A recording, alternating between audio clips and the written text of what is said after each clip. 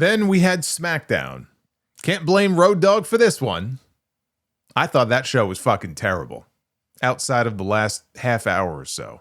Jacob Fatu and Trick Williams, they were having a good one before Drew McIntyre got involved. After losing the WWE Championship to Cody Rhodes the week before, at the beginning of the show, Drew McIntyre quit. Not the first time that he's quit. He quit 2 years ago in the middle of his feud with CM Punk. He is the 1997 Bret Hart of 2026. He quit and he unquit, all in the same night. You can go back to Raw, January 20th, 1997, if you want to see what I'm talking about. I would tell you to go back and watch it on the Raw Vault, but Netflix still hasn't fucking uploaded it. So now, McIntyre and Fatu, they will be wrestling this Friday, which I'm sure is going to lead to a stipulation rematch of WrestleMania, because I'm not expecting a clean winner this week. You know, Drew was in a Sin City street fight with Damian Priest last year. Now he gets to have one with Jacob Fatu this year, or something similar. Now, earlier in the week, Mike Johnson of PW Insider reported that the original plan discussed was for Cody Rhodes to wrestle Drew McIntyre at WrestleMania inside Hell in a Cell, playing off the injuries that they have both suffered in the cell. Cody worked one with a completely torn pec. McIntyre got his head split open in the match with CM Punk. He needed 16 staples to shut the wound. You know, had they gone that route, the reaction would have been exactly the same. You would have had people very upset about Cody predictably winning the belt back at WrestleMania. I don't care how you dress it up. You could put them in a cell. You could put them in any kind of an enclosure that you want to. You could have them wrestle on the edge of a fucking cliff. You can have them wrestle in the middle of the Dead Sea. You can have them wrestle on the top of fucking Mount Everest with Darby Allin as the special referee. I don't care. We do not want to see another singles match between Cody Rhodes and Drew McIntyre at WrestleMania. We have had it enough times, and regardless of the stipulation, that is not a match that I think most people cared to see. And I'm glad they got away from it. I mean, look, I feel bad for Drew that he was this close from walking into Mania as the champion and getting that night one main event. But you know what? Shit happens. And I'm glad that they took the belt off of him now instead of waiting to do it at WrestleMania and running it back for a fifth time. And then we had the contract signing with Cody Rhodes and Randy Orton for their WWE Championship match at WrestleMania. Cody said that in 2007, his very first match in WWE came against Randy Orton. Then, of course, we know of all the history with them together in Legacy. And after Cody left the company, Randy posted a tweet calling Cody a future world champion, which he did. He did it in 2011. That was years before Cody left the company, but still. And he said he's always been proud to be Randy's boy, and he signed the contract, right? It was all very chummy until it came time for Randy to sign the contract. And just Cody doesn't understand. He needs this. Kept saying, I need this, I need that. It's like Stone Cold telling The Rock in 2001, I need this, Rock, right? I need this more than anything you can ever imagine. And then we all know what happened to WrestleMania X7. Orton said this was supposed to be easy. It was supposed to be him and Drew. And Cody cut him off, and he tried to reassure him, and not realizing in hindsight why he was so conflicted and what he was really talking about, which is, you know, going back to a very dangerous place that we haven't seen Randy Orton go to in a very long time. And Cody said, I'll always love you. So Randy signed the contract, and once he put pen to paper, it's like a switch got flipped. And the two of them shook hands, and Randy rammed him face first down onto the desk and then kicked him square in his little nightmares. And Nick Aldis came out, because now he's beating him all over the ringside area. Nick Aldis comes over, Randy shoves him down.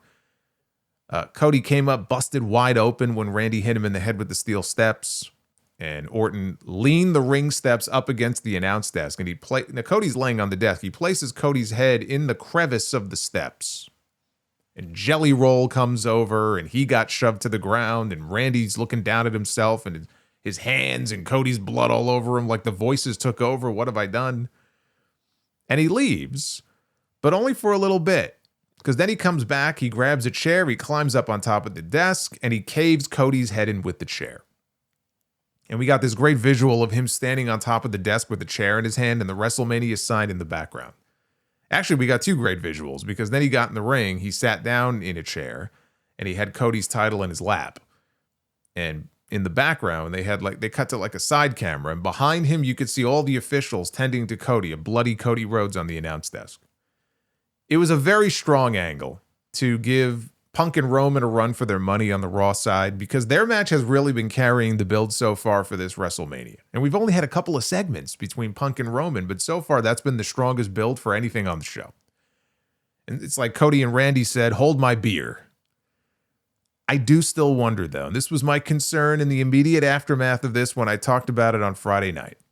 I still wonder if it would not have been better to hold off on this until the actual WrestleMania match. Last year, they did the John Cena turn at the Elimination Chamber.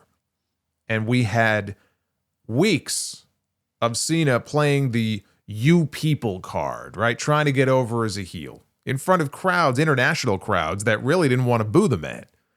And he got them to here and there, but they really didn't want to boo John Cena. And I fear that it's going to be more of the same here.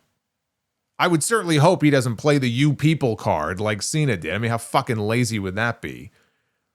But I also feel like it would have made the match more unpredictable, right? With people not knowing who, if anyone, was going to turn heel, right? When the match was over. Now they've turned Randy, and I understand why it should make the build more interesting.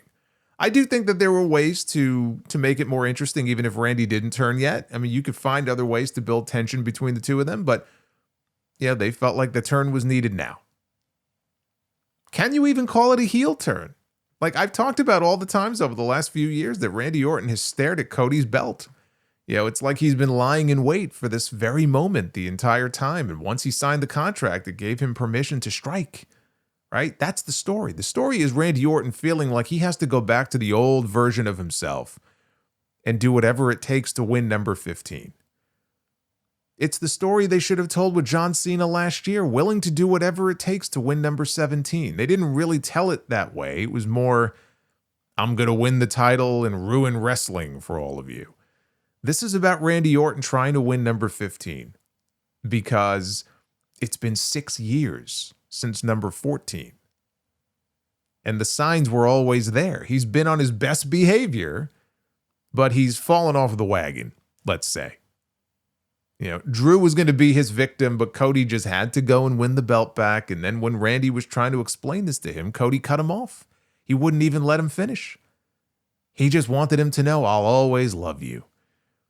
And it was like that gave him permission to do what needed to be done. He had to kill his friend to get what he wants. You know, it's why I still think they can eventually reveal that it was Randy Orton who attacked Jacob Fatu when they eventually get around to an Orton-Fatu feud. I'm not giving up hope on that. I am not buying the idea that it was Drew McIntyre. They've got to come back around to it being somebody else. Could be Sami Zayn. I still tend to think it was Randy Orton. I'm not giving up on this idea. Some people think I'm crazy. Like, give it up. It was Drew. I don't think so. But you had fans who were cheering for Randy Orton at the end of the segment. They literally went off the air with people chanting, Randy, Randy. They were chanting the man's name. This is to be expected. You do have a segment of the audience. I say a segment of the audience because there were a lot of little kids crying in that crowd on Friday too, which is one of the reasons why they're not turning Cody, and they didn't turn Cody because Cody is still their top babyface. Doesn't matter what anybody says. Doesn't matter how tired you are of seeing Cody Rhodes in this spot. I know there's a lot of Cody Rhodes fatigue. I feel a little bit of it myself. But I'm also smart enough to look at the big picture and say, if you turn Cody Rhodes, there is nobody else to step up in the immediate aftermath of that and take that spot.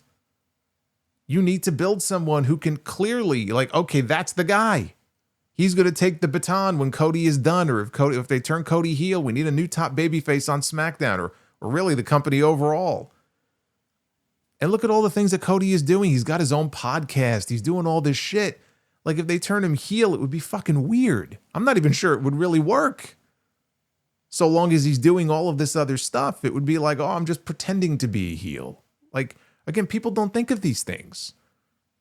But that's why they didn't turn Cody. Because I know some people were upset about that too. Oh, man, they turned Randy. That means they're not going to turn Cody. They were never going to turn Cody. Not yet. I agree. That would have been an incredible moment. Let's say at WrestleMania if Cody is the one to go heel. I still don't think that's what's going to happen here. But here's the thing about them turning Randy Orton heel now and not at WrestleMania. I think they turn Randy Orton heel now because Cody wins at WrestleMania. Because otherwise, they're just running back the same angle and the same finish they did last year with Cody and Cena, where Cody let his guard down and Cena took advantage and he beat him for the belt. And if they do that again, where's the originality in that? I think the chances of Cody Rhodes retaining that championship at WrestleMania just went way up on Friday night.